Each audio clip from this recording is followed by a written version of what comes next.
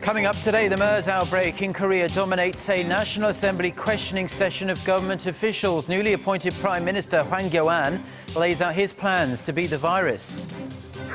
Korea's health ministry officially announces the MERS outbreak is winding down as the number of new MERS infections in Korea slows sharply. Plus, Korea and a group of 6 Central American countries declare the official launch of negotiations for a free trade agreement. Stay tuned for these stories and more.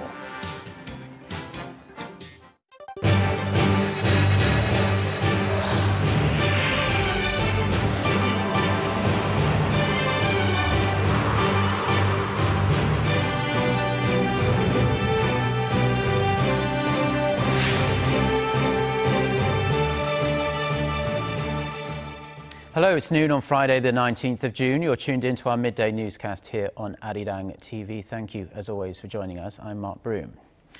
We begin with the latest on the outbreak of Middle East Respiratory Syndrome, or MERS, in Korea. And there's some good news that may ease some of the public's anxiety about the virus. Just one new case was confirmed overnight, while hundreds of people were released from quarantine. For more, we connect to our Han Dan at the news centre. Dan.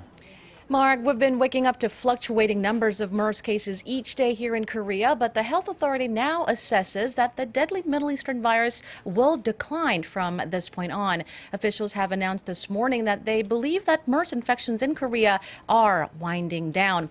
As of today, Korea has seen a total of 166 MERS patients and 24 deaths, with the deadly virus claiming one more life overnight. The fatality rate now stands at 14.5%, and according to the health ministry, 92% of those who have died had pre-existing ailments. The number of suspected patients in quarantine dropped for the second time since the outbreak a month ago to 5,930, with about 800 being released today. The total number of patients released from quarantine is now 5,535. There are 30 people who have completely recovered from the disease. What we need to remember, Mark, is that all but 2 of the cases, the very first imported case from Bahrain and one other, are from within hospitals. So experts and health authorities remain confident that the virus can be contained. Yes, some really good news on the outbreak in Korea, finally seeing some optimistic news. But there are some reports trickling in that more cases are expected at a hospital in Chungcheongnam-do province. Tell us about that. Mark, that particular hospital is Asan Chungmu Hospital. Some are expecting a third rush of new cases there, while some say that may be an exaggeration. However, attention is now being focused on that hospital in lieu of reports that one police officer who was confirmed positive for MERS last week stayed for 5 days before he was finally diagnosed with the virus, much to the surprise of the staff. With one nurse who treated the police officer at the hospital testing positive and some 10 other medical staff exhibiting symptoms of MERS, the hospital was completely shut down. And by the way, that police officer is the one patient that authorities remain uncertain of where he contracted the virus. And before I go, Mark, another place to watch out for, Korea's southernmost Jeju Island.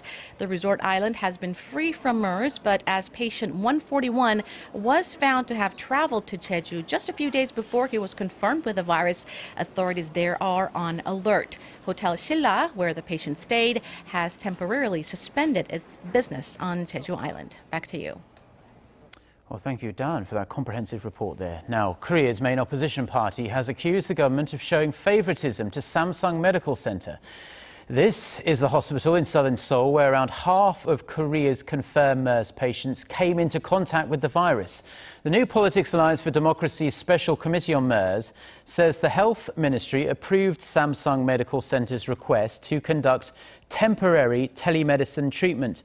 The move allows patients to consult doctors and receive prescriptions via smartphone or telephone. The opposition party stressed that telemedicine is prohibited under Korea's medical law. They said the centre has to take a portion of the blame for the spread of the virus and should not be given special favours.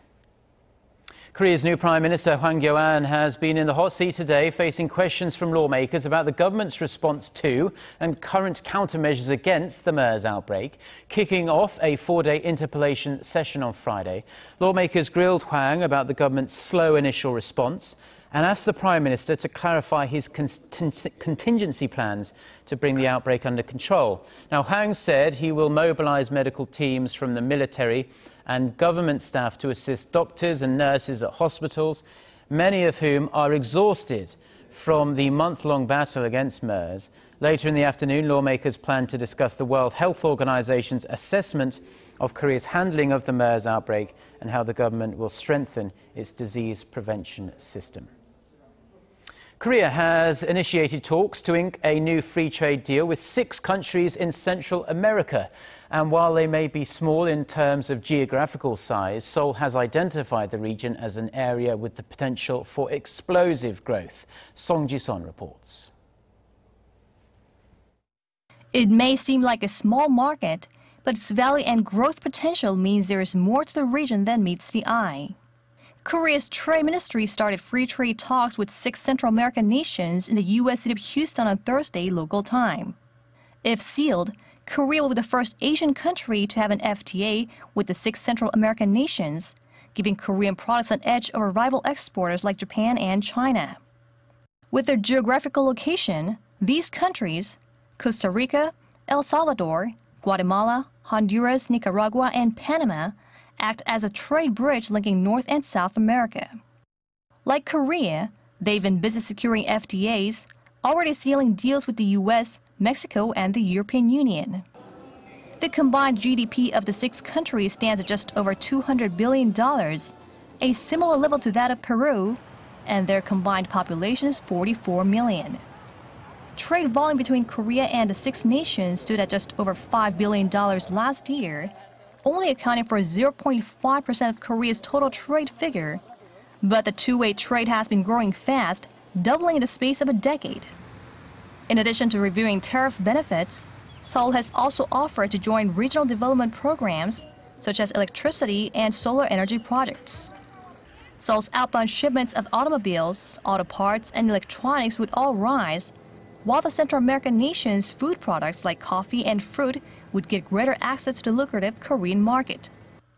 Song Ji-son, Arirang News.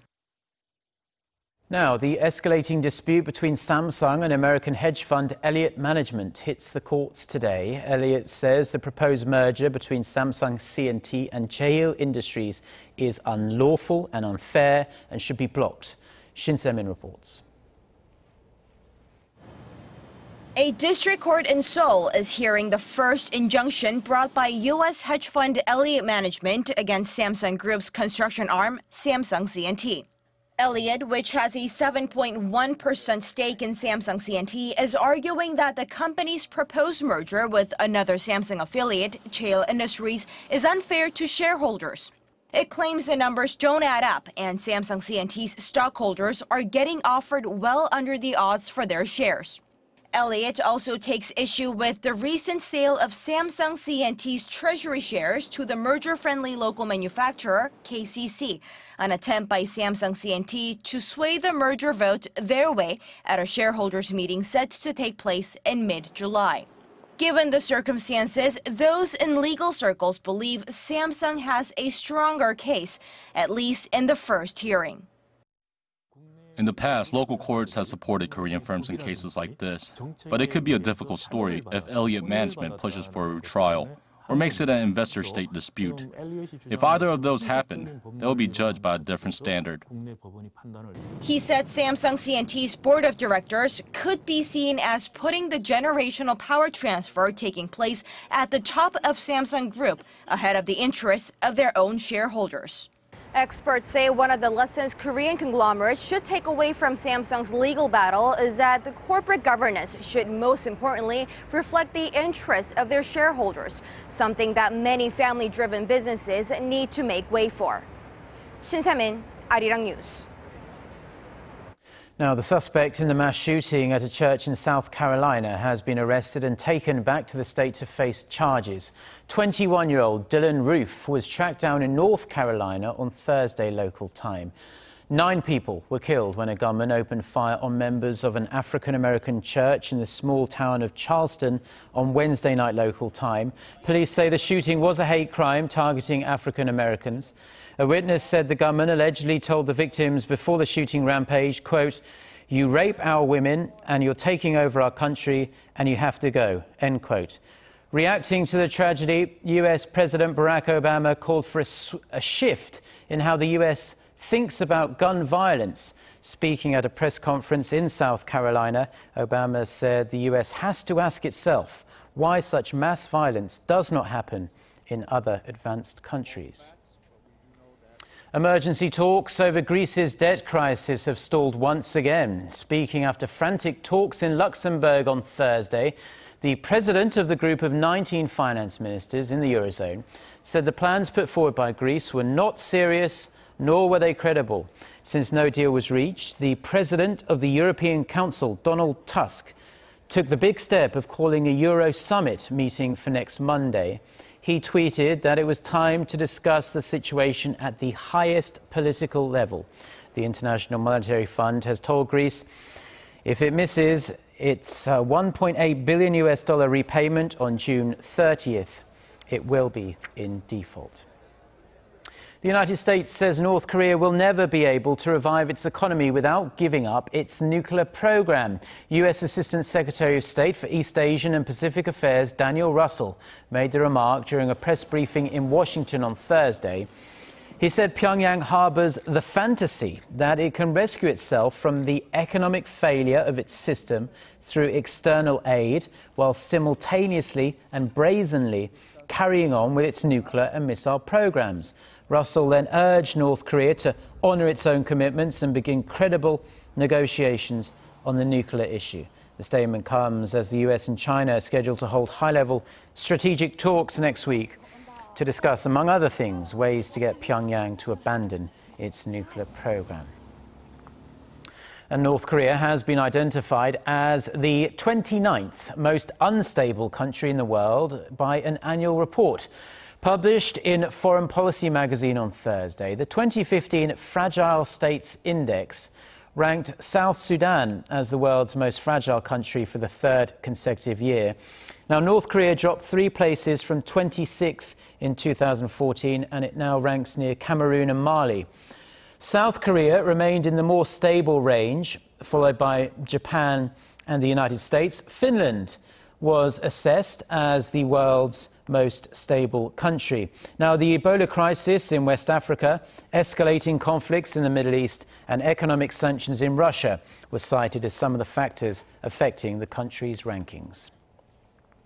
Last month marked the hottest May in modern history, adding to the weight of evidence that shows the world is warming up due to climate change. A report released by the US government on Thursday shows the combined average temperature over land and ocean surfaces for May was 15.65 degrees Celsius, and that's the highest it's been for May since records began in 1880. The figure represents a 0.08 degrees Celsius increase from the previous May record, which was set last year. Adding to the troubling trend, experts say there is a big possibility 2015 will also be the hottest year on record as well. The South Korean military is making use of a new high-tech training technique that allows troops to practice with that extra degree of realism without the need for live ammunition. Our Connie Kim reports. It's a realistic battle simulation, minus the real bullets, and it's called MILES, short for Multiple Integrated Laser Engagement System. A training session is underway at the Korea Combat Training Center in Gangwon-do Province. MILES provides a tactical engagement simulation for direct fire force-on-force training using laser bullets that won't damage the eyes. The laser guns work just like real ones. When a soldier pulls a trigger and fires, the enemy is hit. This beeping sound tells me I was just attacked by an enemy combatant. This device attached to my military uniform shows me that I was shot on my left wrist and that I'm bleeding heavily. Knowing when and where I was shot helped me understand my combat capabilities and improve my weak points. The system logs how many times a soldier's gun is fired, how many times they've been hit, and where the soldier went. By looking at where the soldier was shot and by whom, we can analyze what improvements each individual can make. The training center brought the system to Korea in 2001, and since then it's been at the forefront of the method, with the most sophisticated miles equipment available. The center holds simulation drills up to 18 times a year, and aims to eventually bring in 8 battalions per session, or about 4,800 soldiers. Connie Kim, Arirang News, Inje.